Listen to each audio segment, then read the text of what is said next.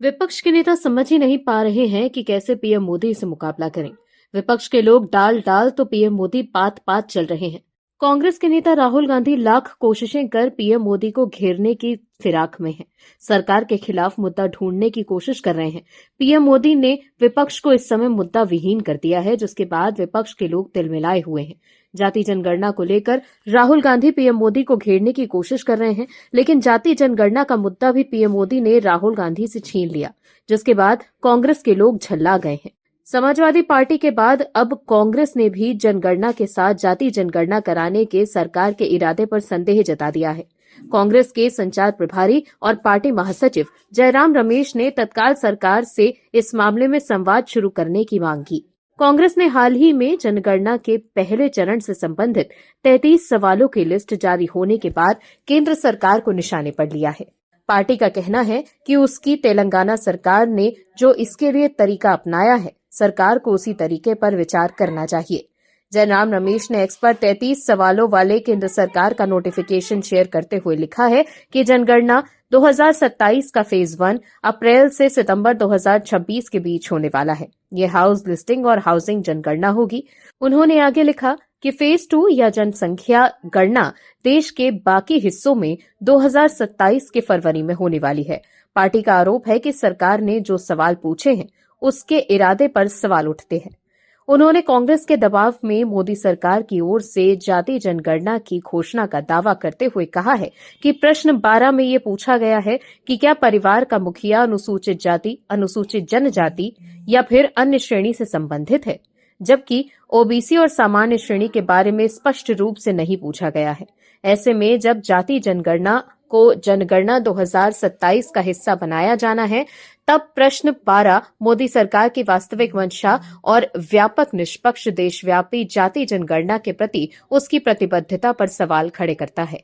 दर्शकों, कांग्रेस के लोग जाति जनगणना को लेकर मोदी सरकार पर निशाना साध रहे हैं, लेकिन आप दर्शक अगर पीएम मोदी के फैसले से खुश हैं तो कमेंट में यस और पीएम मोदी जरूर लिखिए, ताकि विपक्ष को साफ संदेश जाए कि देश के लोग पीएम मोदी के साथ खड़े हैं।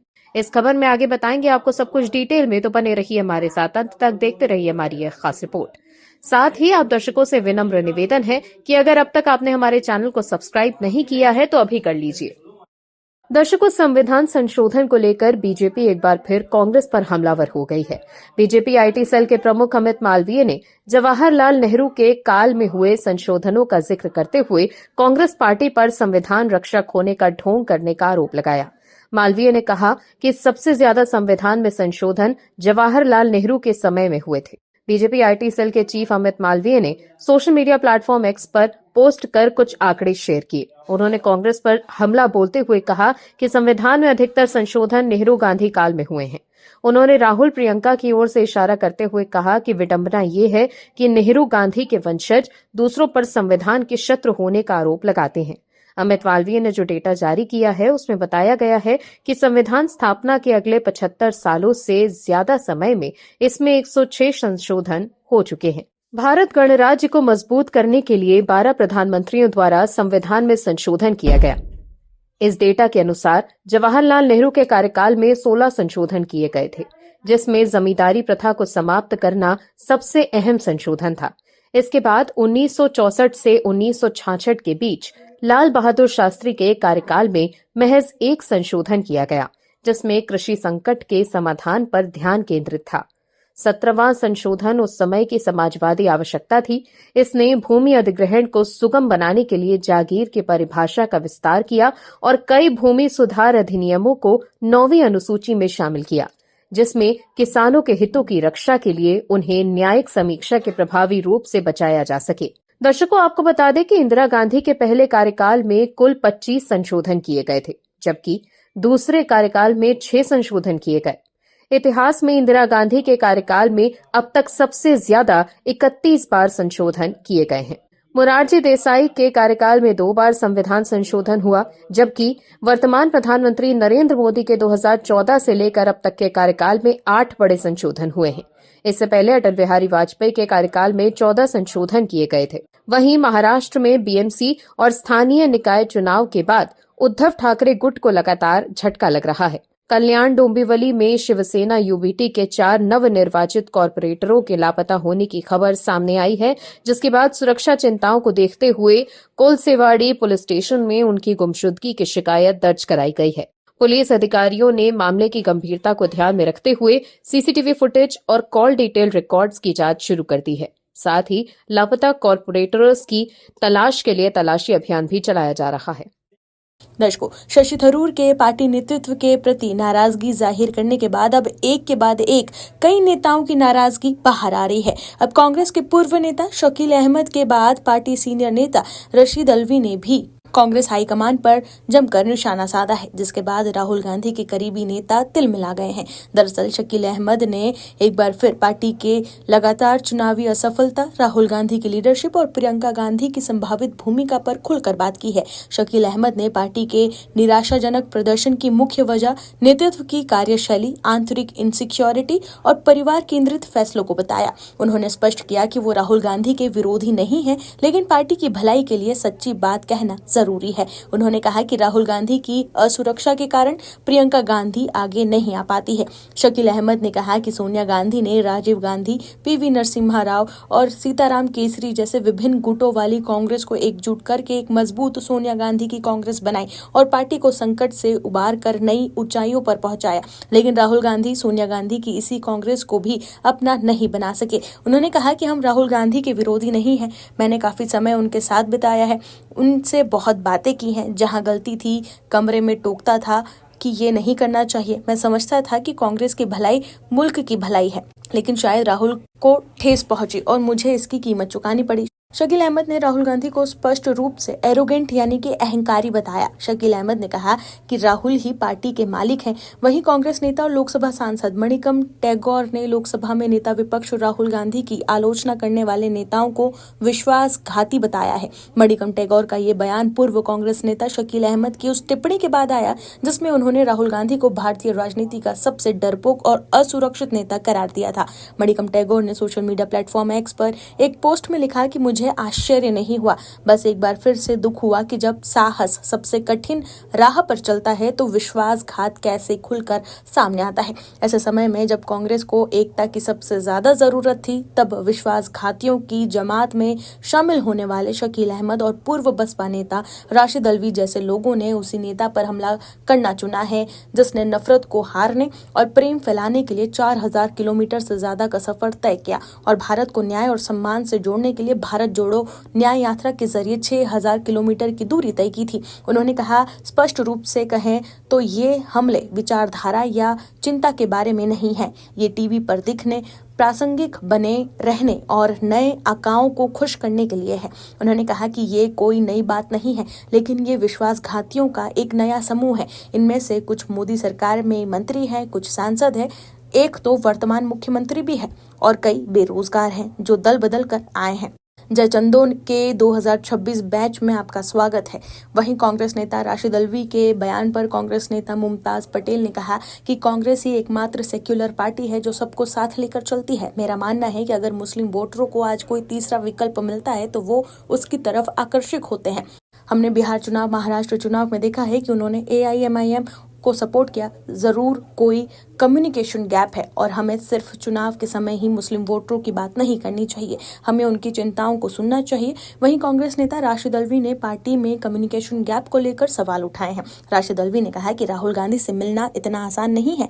इसके साथ ही पार्टी के वरिष्ठ नेता शकील अहमद, नसमुद्दीन रोशन बैग समेत तमाम मुस्लिम नेताओं के इस्तीफे को लेकर राशिद अल्वी ने हाईकमान पर सवाल उठाया है। दर्शकों, पार्टी के नेता ही अब राहुल गांधी और हाईकमान पर सवाल उठा रहे हैं, लेकिन राहुल ग्रुप के नेता अब भी वोट चोरी का राग अलाप रहे हैं। कांग्रेस प्रवक्ता सुप्रिया श्रीनेत ने एक्स पर लिखा है कि वोट चोरी का हथियार SIR।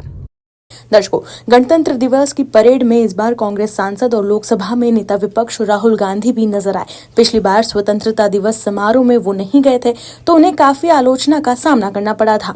राहुल गांधी गणतंत्र दिवस परेड को काफी बारीकी से देखते रहे। उनके पास में IT मंत्री अश्विनी वैष्णव और दिल्ली की मुख्यमंत्री रेखा गुप्ता भी नजर आई। सफेद टी-शर्ट पहने राहुल गांधी एकटक झांकियों का दीदार करते दिखे। दर्शकों, आप सब जानते हैं कि सार्वजनिक कार्यक्रमों में गैर मौजूदगी को लेकर राहुल गांधी अक्सर आलोचनाओं के घेरे में आ जाते हैं। बीजेपी के नेताओं का कहना है कि संसद और अन्य सार्वजनिक समारोह की जगह राहुल गांधी विदेशी दौरे को ज्यादा तवज्जो देते हैं। सार्वजनिक कार्यक्रमों में गैर मौजूदगी को लेकर अक्सर बीजेपी के नेता राहुल गांधी पर निशाना साधते हैं, लेकिन इस बार गणतंत्र दिवस की परेड में राहुल गांधी भी शामिल हुए। वहीं गणतंत्र दिवस परेड में विपक्षी नेताओं को पीछे सीट दिए जाने को लेकर कांग्रेस ने मोदी सरकार पर सवाल उठाए हैं। कांग्रेस की तरफ से नेता प्रतिपक्ष राहुल गांधी और कांग्रेस अध्यक्ष मल्लिकार्जुन खड़गे को पीछे बिठाए जाने को लेकर कांग्रेस ने मोदी सरकार पर विपक्षी नेताओं की बेइज्जती करने का आरोप लगाया है। कांग्रेस सांसद तारिक अनवर ने इस पर सवाल उठाते हुए कहा कि राहुल गांधी को आगे की पंक्ति में क्यों नहीं बिठाया गया। उन्होंने कहा कि राहुल गांधी को गणतंत्र दिवस के मौके पर आगे की पंक्ति में नहीं बिठाया गया। ये दुखद है। नेता विपक्ष का एक प्रोटोकॉल होता है, इसको शैडो प्रधानमंत्री भी कहा जाता है। कांग्रेस सांसद तारिक अनवर ने कहा कि जब से नरेंद्र मोदी प्रधानमंत्री बने हैं तब से देश की सारी परंपराओं को समाप्त किया जा रहा है। ऐसा कभी नहीं हुआ कि मुख्य विपक्षी दल का नेता हो, उन्हें इस तरह के सरकारी समारोह में दूसरे या तीसरे लाइन में बिठाया गया हो। चूंकि हमने बहुत हद तक ब्रिटिश पैटर्न को अपनाया है, तो वहां नेता प्रतिपक्ष को शैडो प्रधानमंत्री कहा जाता है। उन्होंने कहा कि हमारे यहाँ उल्टा है। हमारे यहाँ विपक्ष के नेता को संसद में नहीं बोलने दिया जाता। सरकारी कार्यक्रम में उन्हें जो उचित स्थान देना चाहिए वो नहीं दिया जाता। ये हमारे लोकतंत्र के लिए अच्छी परंपरा नहीं है। वहीं कांग्रेस के नेता रणदीप सिंह सुरजेवाला ने सोशल मीडिया प्लेटफॉर्म एक्स पर राहुल की तस्वीर शेयर करके लिखा कि क्या देश के विपक्ष के नेता के साथ ऐसा व्यवहार किसी मर्यादा, परंपरा और प्रोटोकॉल के मापदंड पर खरा उतरता है? ये केवल हीन भावना से ग्रस्त सरकार की कुंठा दिखाता है। प्रजातंत्र में मतभेद रहेंगे, मगर श्री राहुल गांधी के साथ किया जाने वाला ये व्यवहार अस्वीकार्य है। वहीं रणदीप सिंह सुरजेवाला को सोशल मीडिया एक्स पर जवाब देते हुए एक यूजर ने लिखा कि आपकी कुंठा देखिए, आपको राहुल गांधी दिखाई दिए मगर खड़गे जी नहीं दिखाई दिए। उनका नाम आपने नहीं लिखा। अपनी ही पार्टी के दलित अध्यक्ष के लिए इतनी कड़वाहट ठीक नहीं। आखिरकार खड़गे जी पार्टी अध्यक्ष है ना। वहीं कांग्रेस नेता विवेक तनखा ने भी सोशल मीडिया प्लेटफॉर्म एक्स पर राहुल गांधी की वो तस्वीर शेयर की है जिसमें गणतंत्र दिवस परेड में राहुल और खड़गे पीछे की सीट पर बैठे हुए नजर आ रहे हैं। इस तस्वीर को शेयर कर विवेक तनखा ने लिखा कि ये सराकार प्रोटोकॉल और शिष्टाचार की कमी है। शायद आजकल के समय में ये ज्यादा उम्मीद करना है। दर्शकों, गणतंत्र दिवस परेड का वीडियो सामने आया है जिसमें केंद्रीय मंत्री शिवराज सिंह चौहान उनके आगे की लाइन में बैठे हुए नजर आ रहे हैं। सोशल मीडिया पर कई तस्वीर और वीडियो वायरल है जिसमें राहुल गांधी को परेड को एकटक निहारते देखा जा सकता है। हालांकि कुछ वीडियो में ये भी दावा किया जा रहा है कि जब परेड चल रही थी उस वक्त राहुल फोन चला रहे थे। दिल्ली की राउस एवेन्यू कोर्ट ने पूर्व मुख्यमंत्री अरविंद केजरीवाल को शराब नीति मामले में एजेंसी के समन का उल्लंघन करने के आरोप में ईडी द्वारा दायर 2 मामलों में बरी कर दिया है। लेकिन इस मामले को लेकर आम आदमी पार्टी के नेताओं और समर्थकों द्वारा सोशल मीडिया पर एक बार फिर पुराना खेल शुरू हो गया है। अधूरी खबर, आधा सच और पूरा प्रोपेगेंडा। गुजरात में आम आदमी पार्टी के कुछ नेता और समर्थक पार्टी के संयोजक अरविंद केजरीवाल को लेकर नया नैरेटिव बनाने में लग गए हैं।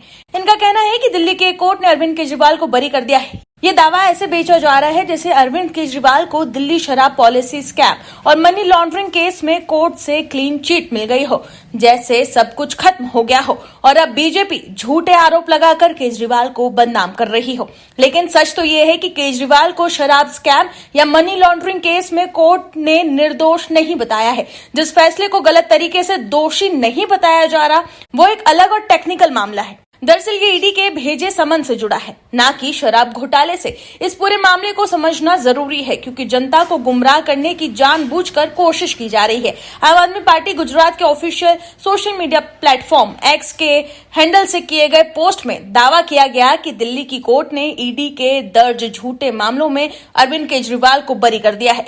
पोस्ट की भाषा और टोन ऐसी है जैसे कोर्ट ने केजरीवाल को किसी बड़े स्कैम से बरी कर दिया हो।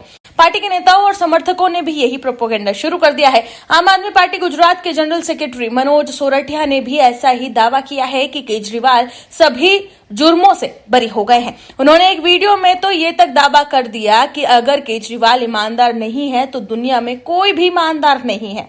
उन्होंने बीजेपी पर इल्जाम लगाना शुरू कर दिया। उन्होंने कहा कि बीजेपी ने भ्रष्टाचार, शराब, फाइनेंशियल गड़बड़ियों वगैरह के कई आरोप लगाए, लेकिन कोर्ट ने केजरीवाल को सभी जुर्मों से बरी कर दिया। इसी तरह गुजरात आप की गौरी देसाई और आप प्रेसिडेंट यसुदन गढ़वी ने भी वीडियो बनाकर केजरीवाल को बेगुनाह बताया है और उन्हें कट्टर ईमानदार का टैग तक दे दिया। गौरी ने तो ये तक कह दिया कि ईडी के आरोप झूठे साबित हुए हैं। इसके अलावा सच को परेशान किया जा सकता है, हराया नहीं जा सकता। लेकिन दर्शकों, अब सवाल यह है कि क्या कोर्ट ने सच में केजरीवाल को सभी जुर्मों से बरी कर दिया है? जवाब नहीं। दरअसल ईडी ने आपके मुखिया अरविंद केजरीवाल को कुछ समन भेजे थे और आरोप ये था कि केजरीवाल ने उन समन को नजरअंदाज किया। इसी मुद्दे पर कोर्ट ने केजरीवाल को राहत दी। ये राहत किसी घोटाले से बरी करने का नहीं है। ये राहत एक प्रोसीजरल टेक्निकल पहलू पर आधारित है, यानी समन के प्रोसेस, सर्विस, वैलिडिटी और उससे जुड़े लीगल मामलों पर। आसान भाषा में कहे तो ये घोटाले में बरी होना नहीं है, बल्कि समन प्रक्रिया से जुड़े मामले में राहत है।